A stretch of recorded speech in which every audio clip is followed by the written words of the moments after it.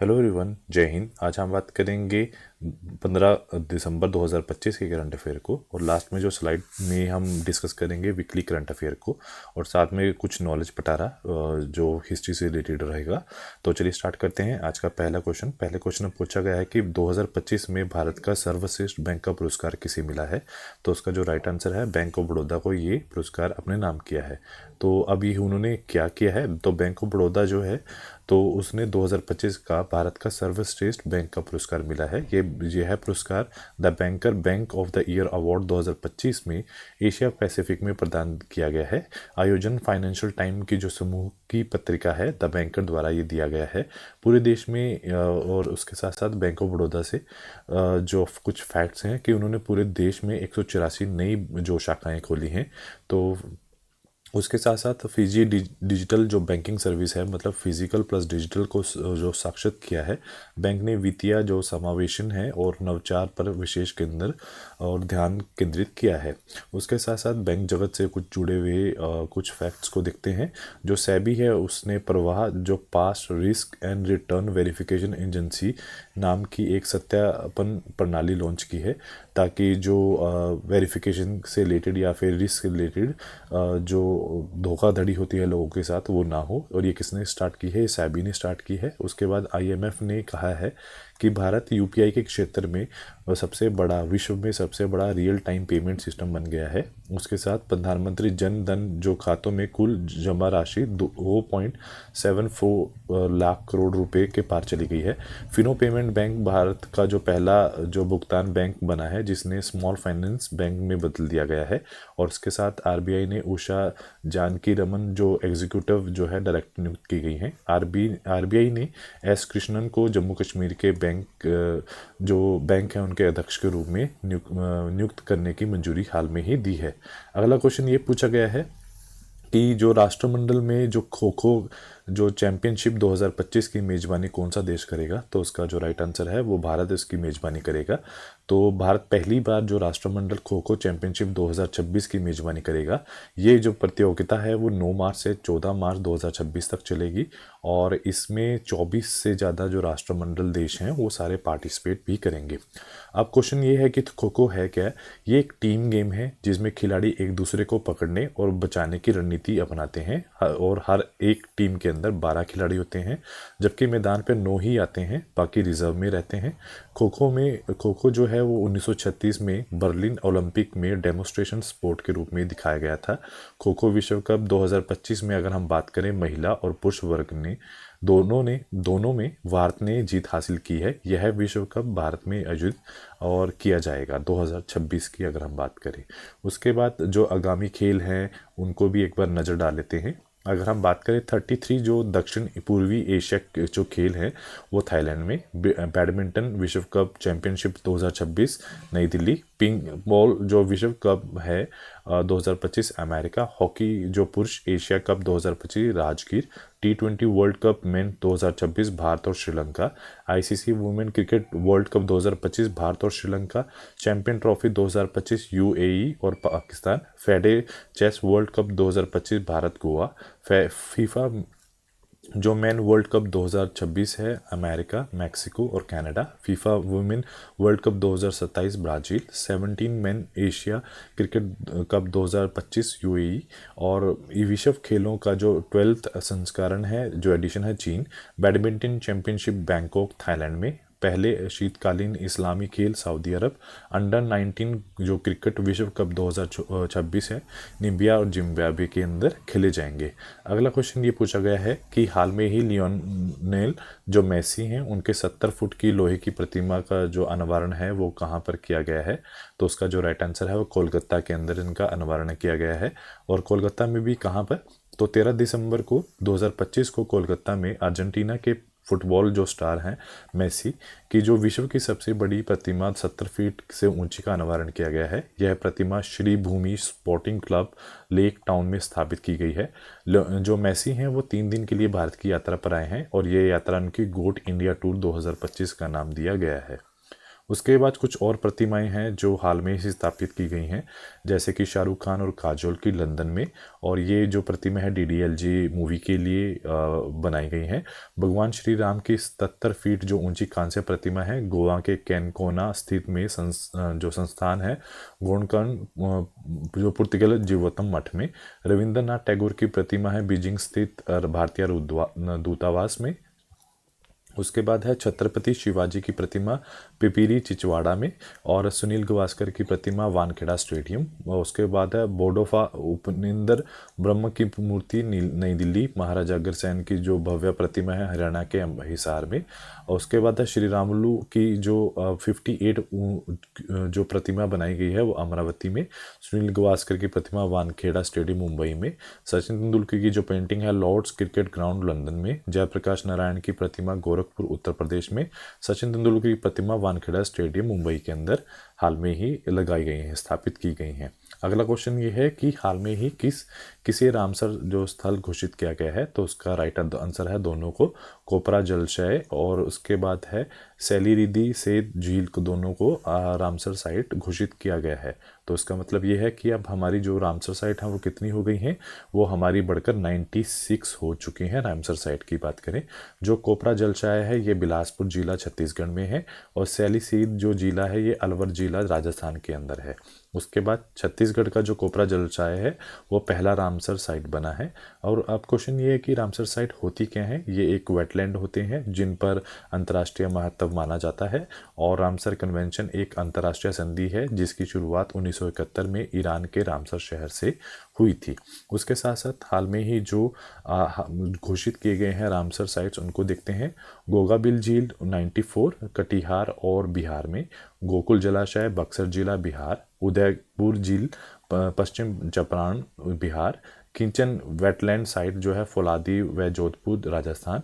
Manesar wetland complex जो है उदयपुर मानेरा जो वेटलैंड कॉम्प्लेक्स है वो उदयपुर राजस्थान में। उसके बाद है सकरा कोटकाई जो पक्षी अभयारण्य है तमिलनाडु। थैगाल जो पक्षी अभयारण्य तमिलनाडु। उधवा झील झारखंड। उसके बाद है खोचा पलारी जो वेटलैंड है सिक्किम। उसके बाद है निरंजाना जो पक्षी अभयारण्य है तिरुपुर तमिलनाडु के अंदर की गई है।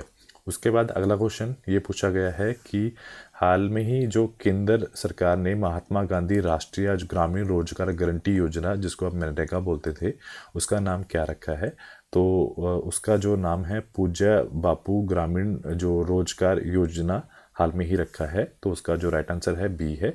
तो अभी उन्होंने क्या किया है, तो जो मनरेगा का फुल फॉर्म क्या होता था पहले, तो महात्मा गांधी राष्ट्रीय ग्रामीण रोजगार गारंटी योजना का नाम बदलकर पूज्य बापू ग्रामीण रोजगार योजना कर दिया है। उसके साथ साथ जो काम के दिनों और मजदूरी में भी बदलाव किया गया है।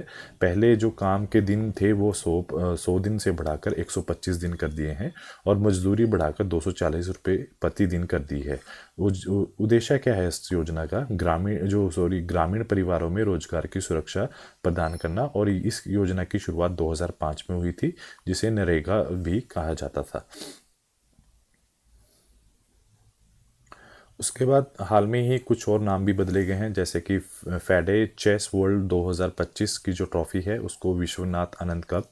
औरंगाबाद रेलवे स्टेशन जो महाराष्ट्र में है, छत्रपति संभाजी नगर रेलवे स्टेशन, नवी मुंबई अंतर्राष्ट्रीय हवाई अड्डा का लोकनाथ DVD पाटिल हवाई अड्डा, अहमदाबाद रेलवे स्टेशन महाराष्ट्र को अहिल्या नगर रेलवे स्टेशन, जलालाबाद उत्तर प्रदेश को परशुरामपुरी, खैराथल तिजार जिला जो है राजस्थान में उसका नाम है भारतीहरी नगर, राष्ट्रीय जन सहयोग और बाल विकास संस्थान को सावित्रीबाई फुले राष्ट्रीय महिला और बाल विकास संस्थान, इस्लामपुर को महाराष्ट्र जो में है उसको ईश्वरपुर, और कर्नाक ब्रिज जो मुंबई में है उसको सिंदूर ब्रिज उसका नाम बदल कर रखा गया है।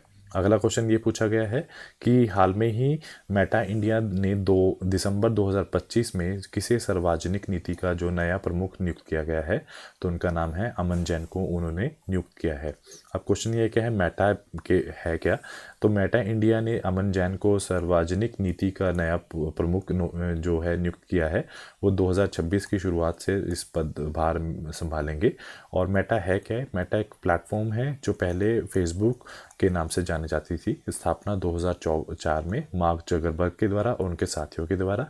अगर हम मुख्य सेवाएं की बात करें, ये क्या करती है? ये फेसबुक, इंस्टाग्राम, व्हाट्सएप और थ्रेड जैसी सेवाएं हमें देती हैं। और मुख्यालय है इसका कैलिफोर्निया में। और ये कहाँ पर है? ये अमेरिका के अंदर स्थित है। उसके बाद कुछ और भी जो नियुक्तियां हुई हैं, जैसे कि हरमनप्रीत कौर पीएनबी बैंक की जो brand ambassador, Rahul Dravid Paradeep phosphate के ब्रांड एम्बेसडर, विश्वजीत सहाय रक्षा लेखा महानियंत्रक, राजकुमार अरोड़ा रक्षा सेवाओं के वित्तीय सलाहकार, कार्तिक नारायण गूगल क्लाउड के मुख्य उत्पाद अधिकारी, सोनाली सेन गुप्ता आरबीआई के कार्यकारी निदेशक, संजू सैमसन भारत के जो ईपीएल एम्बेसडर, परवीर जो रंजन है सीआईएसएफ के महानिदेशक, राजीव वर्मा नई दिल्ली के मुख्य सचिव, मिथुन मनहास जो है बीसीसीआई के 37 जो है अध्यक्ष नियुक्त किए गए हैं। अगला क्वेश्चन, नासा का जो मानव जो मिशन किस ग्रह की कक्षा में सक्रिय था जिसका हाल में ही संपर्क टूटा है? तो उसका जो राइट आंसर है वो मंगल ग्रह के अंदर सक्रिय था जिसका संपर्क हाल में ही टूटा है। तो हुआ क्या है? नासा ने पुष्टि की है कि उसका जो मार्स ऑर्बिटर है मावन, मतलब Mars atmosphere and volatile evolution mission जो है अचानक संपर्क टूट गया है। और ये से 2013 में लॉन्च किया गया था, जबकि ये 2014 में मंगल की कक्षा में कार्यरत था। इसका उद्देश्य था कि मंगल ग्रह के जो ऊपरी वायुमंडल में जो आयन मंडल का अध्ययन करना था। यह मिशन सूर्य और सौर वायु के साथ उनकी मंगल की जो अंत क्रियाओं को समझाने के लिए बनाया गया था।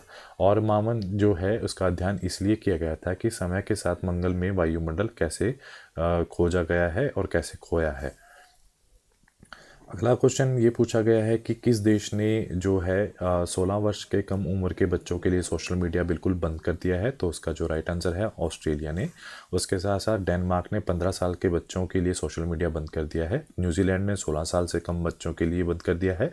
फ्लोरिडा ने नाबालिगों के लिए सोशल मीडिया बंद किया है। अमेरिका ने टिकटॉक पे हाल में ही प्रतिबंध लगाया है। अगला क्वेश्चन ये पूछा गया है कि हाल में ही भारत का पहला 24/7 ओपन नेटवर्क कोर्ट कहाँ शुरू किया गया है? तो राइट है कोलम केरला के अंदर। उसके साथ साथ जो कर्नाटक है उन्होंने मेंचुरल साइकिल पर जो अवकाश देने वाला पहला राज्य बना है। भारत की जो पहली बिजली पे चलने वाला रॉकेट का नाम वायुपुत्र है।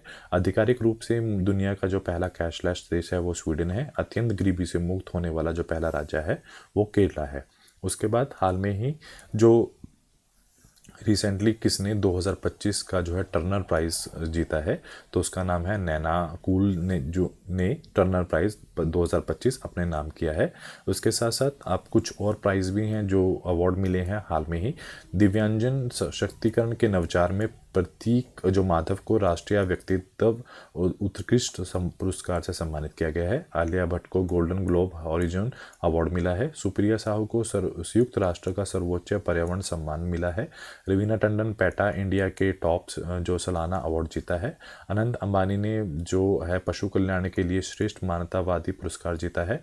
नील गार्ड पीटरसन ने तो हाल में ही गोल्फ में ऑस्ट्रेलिया का ओपन खिताब जीता है। डोनाल्ड ट्रंप ने फीफा जो शांति पुरस्कार से सम्मानित किया गया है। अगला क्वेश्चन ये है, अगला जो है उसमें हम बात करेंगे वीकली करंट अफेयर की कि हाल में ही वीकली क्या हुआ है। तो भारत ने लगातार दूसरी बार कबड्डी जो महिला विश्व कप जीता है। एशिया की सबसे ज़्यादा खराब प्रदर्शन करने वाली जो मुद्रा है वो रुपया बनी है। टाइम्स मैगजीन ने नील मोहन को 2025 का सीईओ ऑफ द ईयर चुना है। कृषि में अगर हम सौर ऊर्जा के उपयोग की बात करें तो सबसे आगे जो राज्य आया है वो महाराष्ट्र बना है। भारत की जो हेरिटेज फुटप्रिंट जो है 2024-2025 में ताजमहल सबसे ऊपर है। और रवीना टंडन पेटा इंडिया की जो है इंडिया का टॉप सालाना अवार्ड जीता है। ब्राज़ील की लुआना लैपेस लारा जो है जो अपने आप से पहली महिला अरबपति बनी है। जर्मनी की 8वीं बार जूनियर मेन जो हॉकी विश्व कप जीता है। भारत और नेपाल ने संयुक्त जो अभ्यास किया है जिसका नाम है सूर्यकिरण, और ये 19 एडिशन था जो पिथौरागढ़ में संपन्न हुआ है। उसके बाद जो वीकली करंट अफेयर को, तो जो क्रिस्टियानो रोनाल्डो हैं उन्होंने प्री प्लेक्सिटी एआई में निवेशक और राजदूत बने हैं। असम की जो नीलामगढ़ी रिफाइनरी लिमिटेड है उनको 27वां नवरत्न स्टेटस मिला है। इंटरनेशनल बिग कैट्स अलायंस में 19वां सदस्य रूस बना है। अनंत अंबानी को पशु कल्याण के लिए मानवतावादी पुरस्कार मिला है। नेपाल में यामरी जो त्यौहार मनाया गया है। फीफा जो शांति पुरस्कार में डोनाल्ड ट्रंप को सम्मानित किया गया है। इथोपिया में 12,000 साल बाद हेली गोबी को फटा है। पीएमओ का जो नाम बदलकर सेवा तीर्थ रखा है। इटली में महिला हत्या को आजीवन कारावास योग्य अपराध घोषित करने वाला ऐतिहासिक कानून पारित किया है। ऑस्ट्रेलिया ने 16 वर्ष से कम बच्चों के लिए सोशल मीडिया पर जो प्रतिबंध कानून लगाया है। उसके बाद आज का जो नॉलेज पिटारा है उसमें हम बात करेंगे अनुच्छेद 52 में क्या है। इसमें हम भारत के राष्ट्रपति को पढ़ते हैं।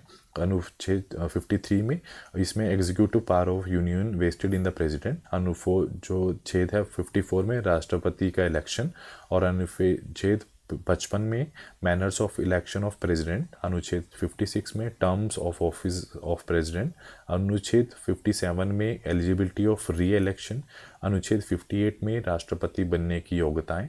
अनुच्छेद 59 के अंदर कंडीशन ऑफ प्रेसिडेंट ऑफिस।